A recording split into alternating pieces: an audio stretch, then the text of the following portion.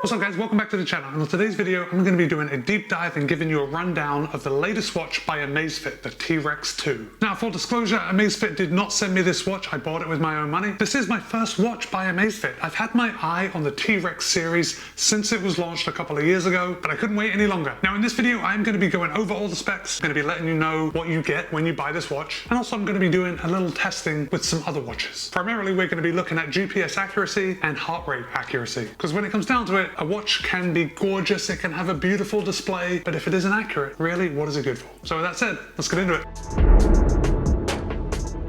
Here it is. My friends, it's a good looking watch. But let's get started with price, because I think price is the thing that will attract most people first of all to the T-REX 2. And in the United States, it retails for $230. It is 300 euros in Europe and 220 pounds in the UK. Now, of course, when you do buy a watch like the T-REX 2 at this price, there has to be a few shortcuts in order to keep it at this price. And I think the first thing that stands out is that the casing is a polymer alloy, and that is just a very special way of saying plastic. But I don't want you to think that it looks cheap. It really doesn't. In fact, they have given the outer bezel a kind of a metal spray, so it does look like metal at first glance, but it's not. It's a polymer alloy. And when you hit it with your nail, you can feel the plastic. But I don't want you to be off-put by that. It still feels very rugged on the wrist. And it not only looks rugged, it actually is rugged. In fact, AMAZFIT says on the website that the watch has passed 15 military toughness tests, and that includes testing for operating it in super hot conditions, very cold conditions, humid conditions, impact tests, you know, that kind of thing. The T-REX 2 has a 4-button design. We have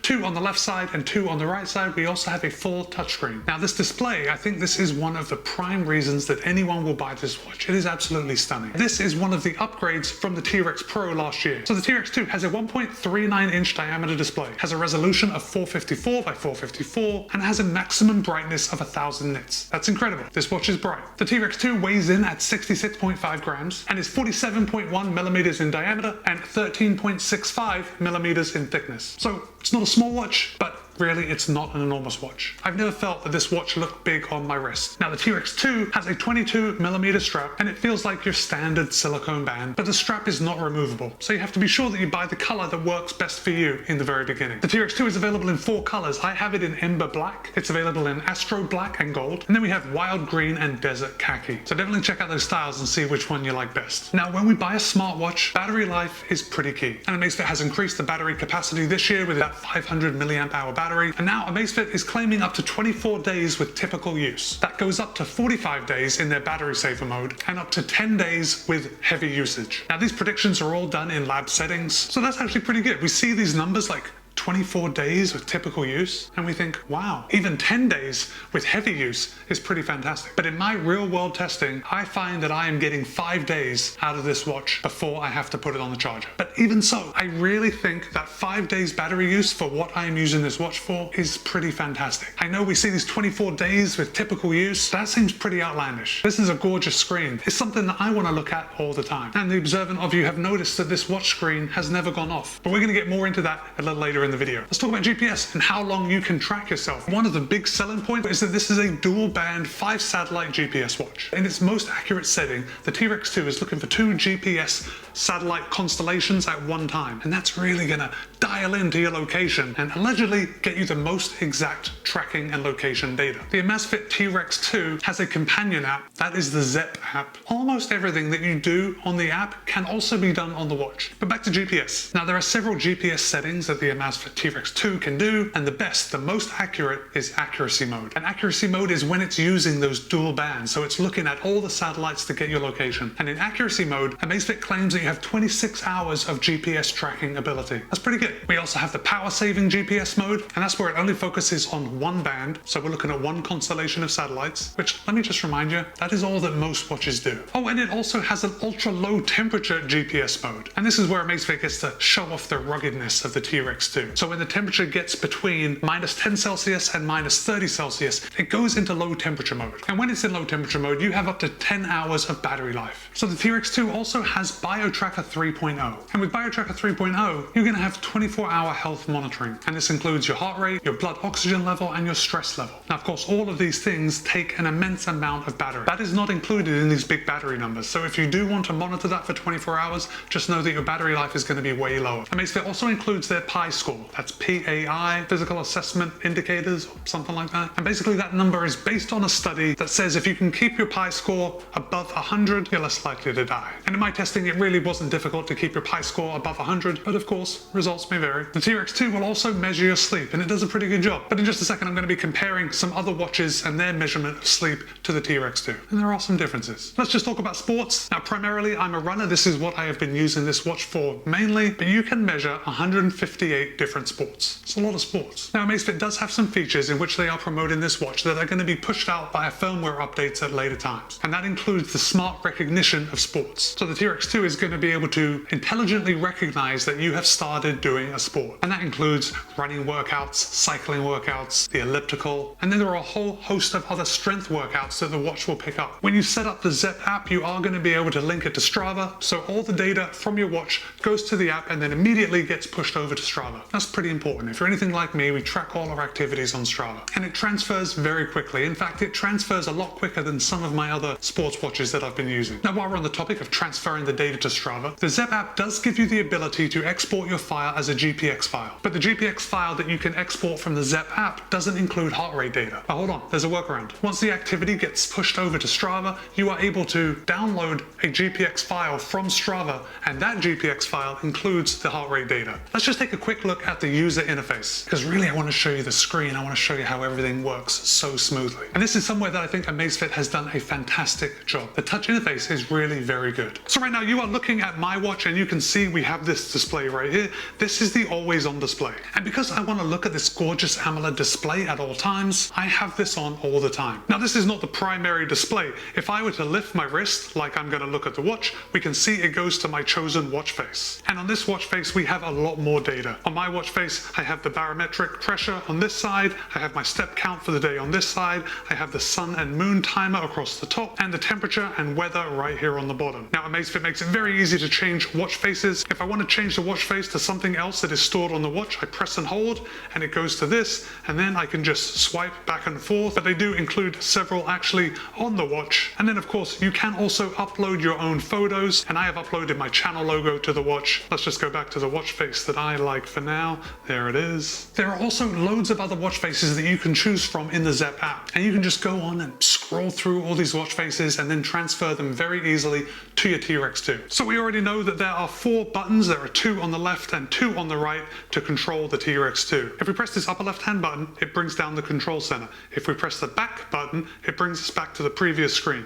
We can also scroll down from the top to get the control center. Now the control center is fully configurable. You can add other icons that you want. I wanted the most useful things right on one page. Now if you don't want to press the back button, you can always just swipe to the right to go to the previous screen. There is also a find my phone and find my watch feature. So if you had your phone, you can find your watch. If you have your watch, you can find your phone. And if I press it, it will go ahead and find my phone. And right now my phone is beeping and vibrating, letting me know where it is. If we swipe right from the time screen, we're going to access the notifications. If we press the down button, it brings up our quick access cards. And again, these are fully configurable from the app and the watch. Let's say I want to go in, I want to look at something a little deeper. All I do is open up that card and it gives me the information that I'm looking for. So right now I'm looking at my training load, which is still pretty moderate, and I can swipe over and see more information. This is showing me my VO2 max, and this is telling me that I need 54 hours rest to benefit from my last high intensity session. If we swipe from the right, it brings up the app list, and the app list is fully configurable, and I think this is just a great way to show how good the touch screen is. We can see how quickly these apps are just sliding around the screen, and you can add and remove apps depending on what you want to see. If we press workout, it's going to give all the workouts that you have set to the watch. Now we can see here, if I scroll through these workouts, well, I probably have 10 listed on there, but if I wanted to go into more workouts, then I have access to all 158 workouts. And this is my favorite thing to track. We also have board and card games. So if you want to sit down and play a game of chess, your watch will track this activity. The upper right hand button is also the select button, and this can be configured to quickly access your favorite app. I have it set to the workout app, so if I hit that, it opens up the workout. Now we're just about to get into the GPS accuracy tracking and the heart rate accuracy tracking, but first I want to do a little experiment to test the blood oxygen sensor on the T-REX 2 with your standard finger-based blood oxygen sensor. So first, to access the blood oxygen sensor, I'm going to want to go to the app, and I can do that by by swiping to the left, and I'm going to scroll down until I see blood oxygen. I'm going to select that, and it looks like I already did it a couple hours ago, but we're going to do it right now for the sake of the video. I'm going to press refresh. It gives you instructions to wear the watch tightly and remain still. So I'm going ahead and do that.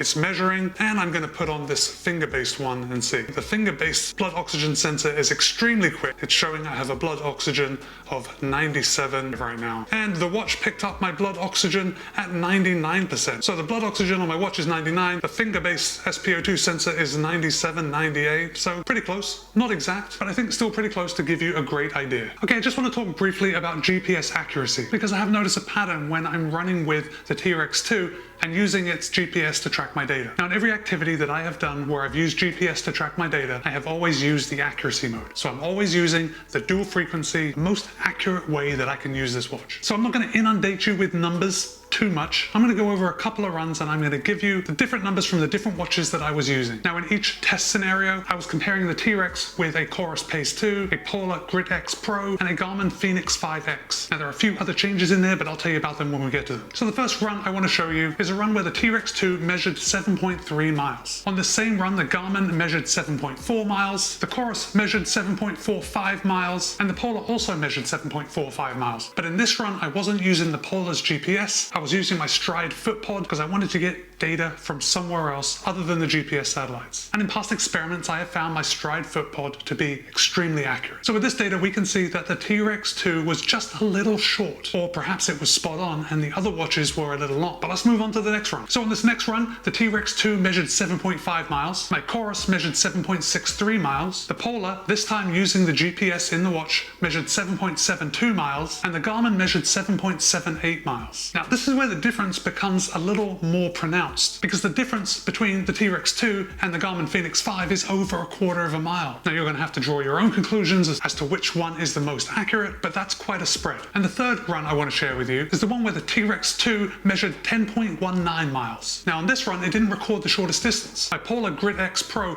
not using GPS, I was using the Stride foot pod again, measured 10.14 miles. The Garmin measured 10.3 miles, and the COROS measured 10.31 miles. So again, we have a gap between the T-REX 2 and the Garmin. This time it's not as big. However, in every run but the one I just shared with you, the T-REX 2 has recorded the shortest distance. So take that for what it's worth. Now, the funny thing is, when I compare the GPS tracks on a map, it doesn't become apparent where the T-REX 2 is falling short. Okay, so what I'm going to show you next is basically it's a mess of data. My track is very predictable when I am running up and down these hills. Basically, I'm always running on the right side of the road. So let me zoom in just a little more. And in this image, we are seeing the blue line representing the T-REX 2. And right on the bottom of your screen, we are seeing all the lines just a little off. They're all not exactly where I ran. But if you look in this lower right-hand corner of your screen, we can see the blue line is the T-REX 2. And in this instance, it is the most accurate of the other 4 GPS watches. And then when I come around this bend and I head back up the hill, which is to your left, the T-REX 2 appears to be doing a fantastic job of keeping my correct location in the car park. The next thing I want to show you is where I ran around this building. It's a total mess when we're looking down from above. And right next to this building, as I come around here, there is a path, and I am running on that path, so it's easy to see the track that I was actually running on. And remember, the blue line is the T-REX 2. And ultimately, what I'm seeing when I look at this image is that none of the GPS watches that I were using are precise. They all go off at one point or another. It does show the T-REX 2 kind of cutting the corner a little bit, but it also shows all the other watches doing something pretty funky as well. So this is what I want you to take with a pinch of salt, because even though the T-REX 2 consistently recorded less distance than all the other comparable watches that I was using, on all the runs that I did and that I looked at the GPS data and the track data, I couldn't pick out a consistent deficiency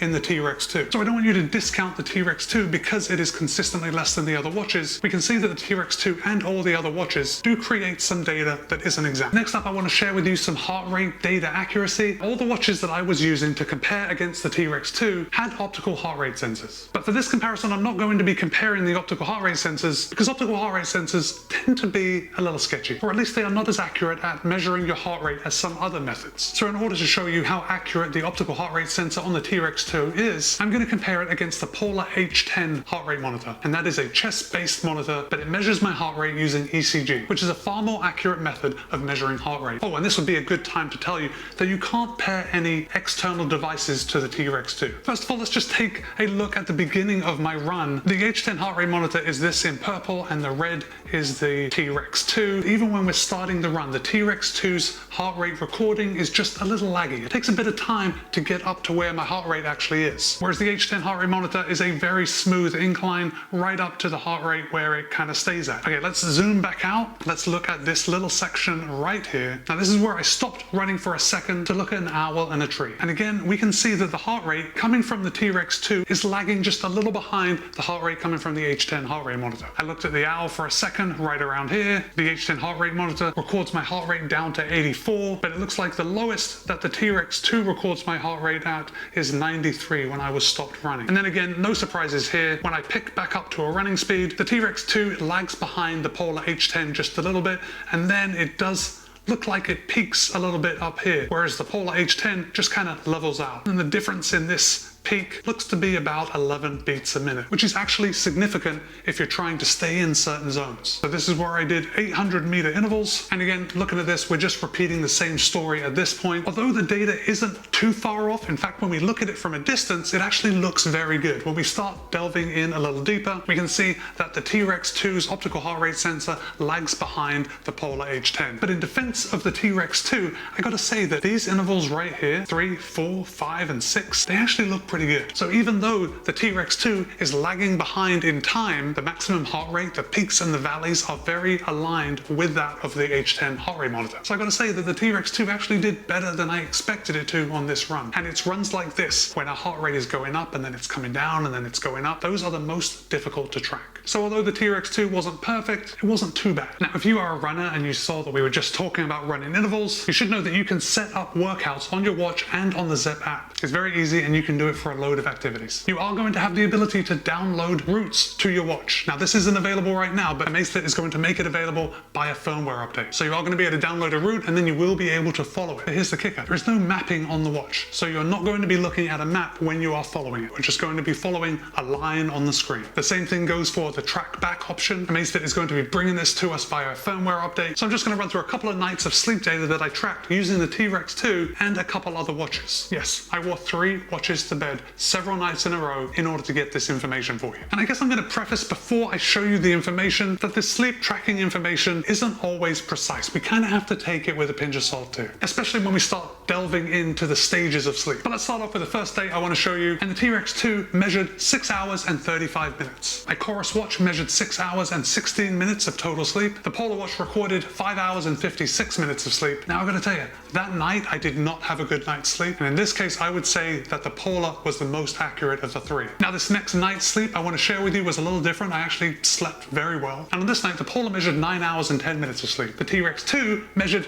9 hours and 3 minutes of sleep, so pretty close. The COROS measured 8 hours and 55 minutes of sleep, but to me, at least looking at this data, the sleep data that I'm provided just gives a snapshot into how my night's sleep was. The T-REX 2 and the Zepp app provide a sleep score, and I think the app provides a lot of detailed information. So even though all the watches that I wore to bed recorded different amounts of sleep and different amounts of each stage of sleep, I can't say that one is right and one is wrong. They're just different. I've got no way to prove which one is more accurate. The app is very easy to use, it's very intuitive, gives a lot of information. I can make all the adjustments on the app to my watch and it immediately updates the watch. Now remember, you can make changes on the watch, it's just the screen is a little smaller. So with that said, I think we're going to wrap up this review right here. Listen, I know I have left a lot unsaid, and I know a lot of you are going to have questions. Feel free to write them in the comments and I will be happy to test other features and answer your questions accordingly. Other than that, for $230, it's a pretty good watch. The user interface is fantastic, the screen is bright and crisp, it's a pleasure to look at.